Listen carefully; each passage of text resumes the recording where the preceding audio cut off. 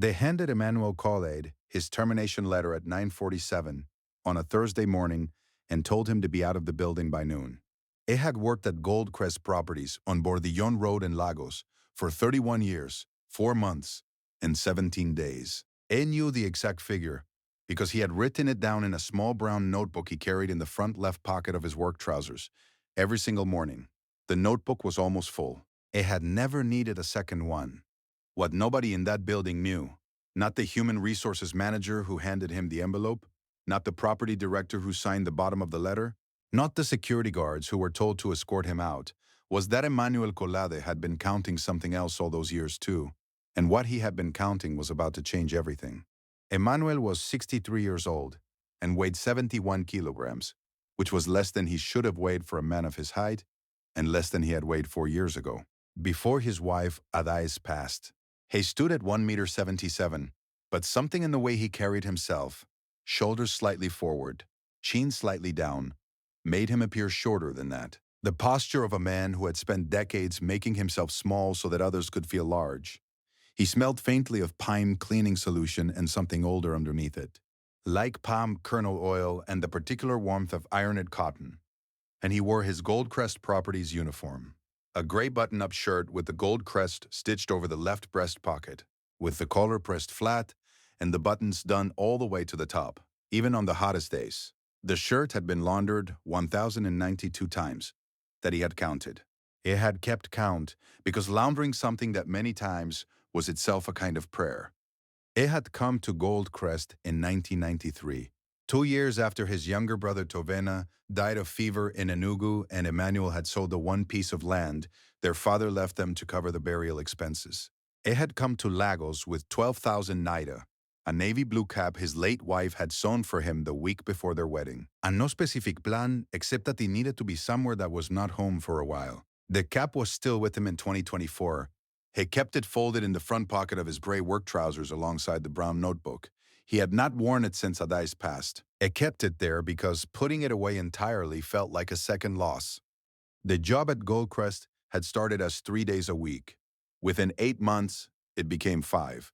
Within 2 years, it was 6 days a week with one Sunday off for church. And Emmanuel had learned the pressure settings for every cleaning machine in the building, the exact chemical ratio that removed the Lagos Harmattan dust from the lobby's marble flooring without leaving streaks, and the names of every plant on all 11 floors, 17 different varieties, 43 plants total, each one watered by Emmanuel at 6, 15 every morning before a single office worker arrived. He did not simply water them, he checked them. He knew which ones were prone to root rot in the rainy season and which ones needed less light in July. The property manager at the time, a kid man named Chief Mensa, who wore the same pair of brown leather shoes every day for 7 years, had noticed. In 1998, he had told Emmanuel quietly, "You have a memory for things." Emmanuel had written that down in the brown notebook too. Chief Mensa retired in 2007. After that, the building changed management 4 times in 11 years. Each new management brought a new set of preferences and a new set of indifferences.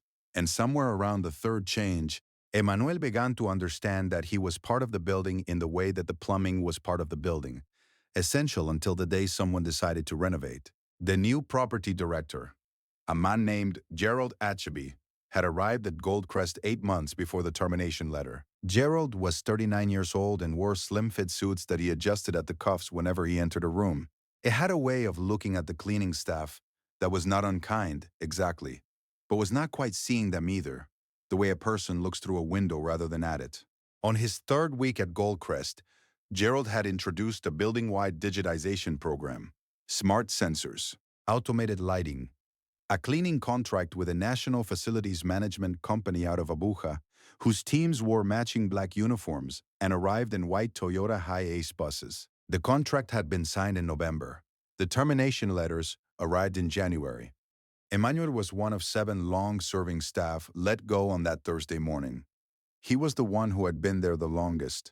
Gerald's assistant, a young woman named Blessing who wore her name tag slightly crooked and chewed peppermint gum throughout their brief meeting, had assured him the severance package was generous. It was 4 weeks' pay for every year of service. Emmanuel had done the calculation in the lift on the way down.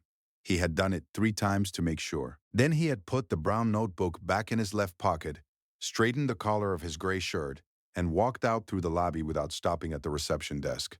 He paused once, at the row of plants along the east wall near the main entrance. The automated watering system Gerald had installed did not calibrate by plant type. It ran on a fixed 72-hour cycle regardless of season. Emmanuel touched the soil in the third pot from the left. A Dracaena marginata had grown from a cutting in 2016 and felt that it was drier than it should have been for a Thursday. It stood there for 11 seconds. Then he walked out. It took the 4A bus from Bordillon Road to Opevi, the same route he had taken for 16 years since he and Adais had moved to their flat on the third floor of a building on Allen Avenue. The bus was crowded in the way it always was at 10:30 on a weekday. Market women with large blue check bags balanced on their laps. 2 secondary school boys in white uniforms sharing a single pair of earphones. A man in a banker's jacket reading something on a folded tablet. Emmanuel sat near the window and watched Lagos move past. He did not open the brown notebook on the bus. He would open it when he got home. There were things he needed to check. Adais had been the one who first said it. She had said it quietly, the way she said most important things, not as an announcement, but as an observation, the way she might have said the guava tree is about to give fruit. She had been sitting at the small wooden table near the window where she kept her sewing, and Emmanuel had been reading the building's maintenance ledger, which he sometimes brought home on Fridays. And she had said, "Emmanuel, you know more about that building than any of the people who own it." He had looked up. She had not looked up from her sewing. He had thought about what she said for 11 days before he did anything with it. What he did with it, in 2011, was open a savings account at First Bank on Broad Street and began depositing 15% of his monthly salary every single month without exception. He had told nobody. He had named the account in both his and Adais's name, though the legal address was his alone. When Adais died in 2020, he had kept depositing. He had increased the percentage to 22% in 2021, when the pandemic had cleared out enough of his regular expenses that there was more to set aside.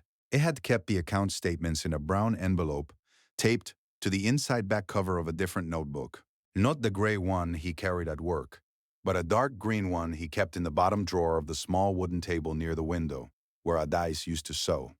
The bus reached his stop at 11:14. He walked the 4 minutes to the flat, climbed the stairs to the third floor, unlocked the door, and went directly to the small wooden table. He sat down. He opened the bottom drawer. He took out the dark green notebook and the brown envelope. He did not make tea first, which was unusual. He spread the papers on the table in a specific order. The most recent statement on top, the oldest at the bottom, and he sat with them for 23 minutes. Outside, a woman at the ground floor provision store was arguing about the price of tomatoes.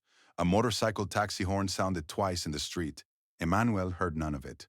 If this story is landing on you the way I think it is, subscribe before we get to what Emmanuel found in those papers. Because what happens in the next few minutes changes the entire shape of everything that came before it.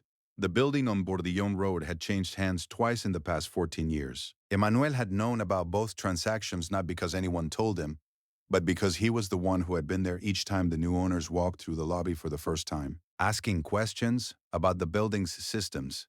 And each time, the person answering was Emmanuel. He knew the location of every electrical panel, every water shut-off valve, every maintenance hatch in the car park. He knew that the roof of the 7th floor had a slow leak near the northeast corner that had been patched 3 times since 2015 and never properly fixed. He knew that the facade tiles on the 3rd floor east wall had a hairline fault that would become structural within 4 years without intervention. He knew these things because the building had told him, the way buildings tell the people who listen to them. The current owner of Goldcrest Properties was a real estate holding group called Meridian Asset Partners, with registered offices in Lagos and London. Emmanuel had found this out in 2019, when he had paid 4,000 naira to a records agent in the company affairs registry on Broad Street for a certified printout of the building's ownership chain. He had done this not with any particular plan in mind, but because Chief Mensa had told him in 2004, always know who owns what you're standing in. He had written that down too. What the records agent's printout had told him in 2019, and what 2 subsequent checks had confirmed, one in 2021 and one in November of last year. 6 weeks before Gerald Achebe arrived, was that Meridian Asset Partners had been trying to exit the Lagos commercial property sector for 5 years. The building on Bordeon Road had been listed and delisted twice. The most recent valuation had placed it at 2.1 billion naira. But the structural assessments Emmanuel had quietly read over the shoulders of visiting engineers told a different story. The northeast roof, the east wall tiles, the sub-basement drainage system that had been flooding during heavy rains since the flood in 2018, that nobody had reported upward because Emmanuel had been quietly managing it with a portable pump Hay had bought himself for 12,000 naira and stored in the maintenance closet on sublevel 1. He spread all of this on the table in front of him on that Thursday afternoon. The bank statements, the ownership documents, the maintenance records, which had been keeping in duplicate in the dark green notebook, logging every repair and every unreported fault since 1998, and one more document that he unfolded carefully. Because it was old and the folds had gone soft. It was a letter dated March 2009 on Goldcrest Properties letterhead, signed by the property manager at the time and countersigned by the board. It confirmed that Emmanuel Calde was the registered beneficiary of a staff housing provision scheme that had been established in 1997 for long-serving facilities personnel, entitling him to occupancy rights in the fourth-floor service apartment for the duration of his employment and to a lump sum settlement equivalent to 3% of the building's last assessed value in the event of involuntary redundancy. The scheme had been discontinued in 2012 for new employees. Emmanuel had never mentioned it to anyone. He had kept the letter in the same dark green notebook, folded 4 times, since the day it was signed. He sat with the papers until 4:20 in the afternoon. Then he made tea, ginger, the way Adays had taught him, with a small piece of dried orange peel, and drank it standing at the window, looking at the street below. The woman from the provisions store had gone in. The afternoon traffic on Allen Avenue was beginning to thicken in the way it always did by 4 o'clock. Emmanuel held the warm mug with both hands and breathed slowly through his nose. He called Nkechi Osu Baten at 4:47 that afternoon. Nkechi was 71 years old, the widow of a Lagos magistrate, and she ran a one-room legal consultancy from the ground floor of a building on Osu Oxford Street that she had been operating out of for 41 years. Emmanuel had found her in 2018 through the pastor of his church, who had described her as the kind of woman who reads a document once and remembers it forever. Emmanuel had visited her office 3 times over the past 6 years to ask questions. General questions, he had called them. Theoretical scenarios. She had answered each one precisely and charged him nothing, because she had said on his first visit, "Mr. Khaled, a man who reads as carefully as you do is not a man asking theoretical questions. If this becomes real, come back." Emmanuel had come back. She answered on the second ring. He told her, "It has become real." She said, "How soon can you be here?" He said, 40 minutes. She sighed. "I'll be here." He put the phone down, folded the documents back in their correct order, placed them in the brown envelope, and put on the navy blue cap. He had not worn it since Adays died. He put it on carefully, the way you put something back in its right place after a long time. It still fit. Nekech Owusu Bateng was small and wore a dark green kente print blouse over a plain black skirt. Erofi smelled of old paper and the specific staleness of a room where a window fan runs every day for decades without the room ever becoming cool. She had a reading lamp on the corner of her desk that threw warm yellow light, and she wore half-moon glasses that she pushed to the top of her head when she was thinking and brought back down when she was reading. She read Emmanuel's documents in complete silence for 19 minutes. He sat across from her and did not speak. On the wall behind her was a black-framed photograph of her late husband, and below it, a shelf of law volumes so old the spines had faded to near white. Emmanuel had counted them on his first visit. 44 books on the top shelf, 31 on the bottom. When she finished, she set the documents down and pushed her glasses to the top of her head. She looked at him for a long moment. Then she said, "Do you know what this document means?" Emmanuel said yes. She said, "Say it." He said, "It means that my involuntary redundancy triggers a settlement equal to 3% of the building's last assessed value, which, as of the most recent valuation on record, is 63 million naira." She nodded.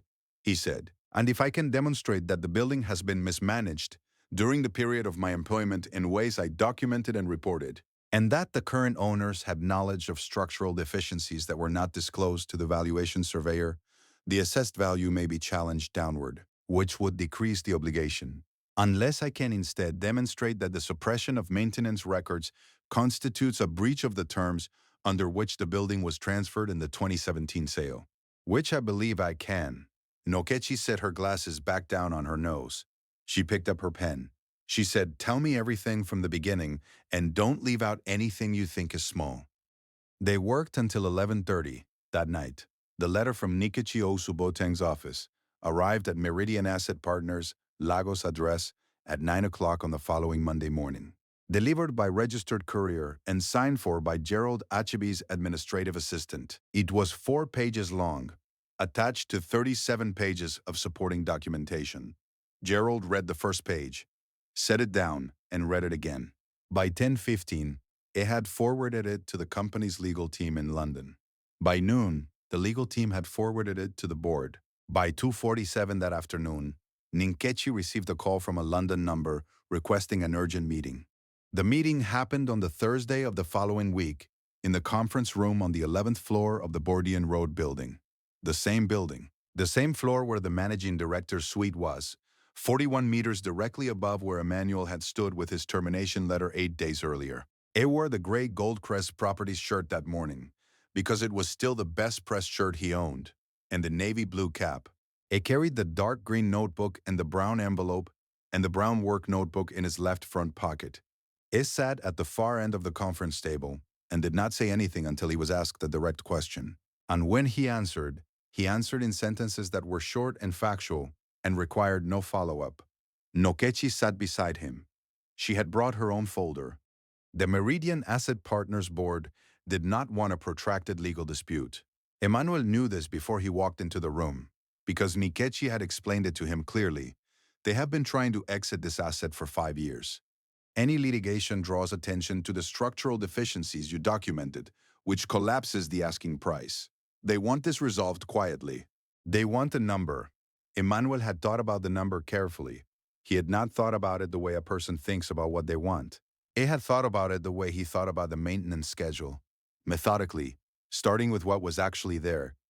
What was actually there was a building that had been maintained, in the most literal sense, by one man for 31 years. A building whose real structural condition was known in full detail only to that man, whose maintenance records existed in 2 places: his dark green notebook and the suppressed service logs that Nikechi's letter had forced the current owners to produce. A building whose assessed value had been protected year after year by the quiet competence of a person who had been paid a janitor's salary to perform an engineer's work. And a building that Meridian Asset Partners had been trying to sell at 2.1 billion naira to buyers who did not know what Emmanuel knew about the northeast roof and the east wall and the sublevel drainage system. The settlement offer came to 87 million naira. Nonkechi pushed it to 114 million. Emmanuel sat with his hands flat on the table and his cap still on, and said nothing until the number was right. The number that became right was not 143. It was not a number at all, in the end. It was something else. What Emmanuel Khalid proposed, in the last 20 minutes of that meeting on the 11th floor, was not a cash settlement. What he proposed was a transfer of ownership. The building had been on the market for 5 years. The most recent offer they had received, he had known this from the records agent on Broad Street, confirmed 11 days before his termination. 1.85 million naira, rejected because the board's floor was 2 billion.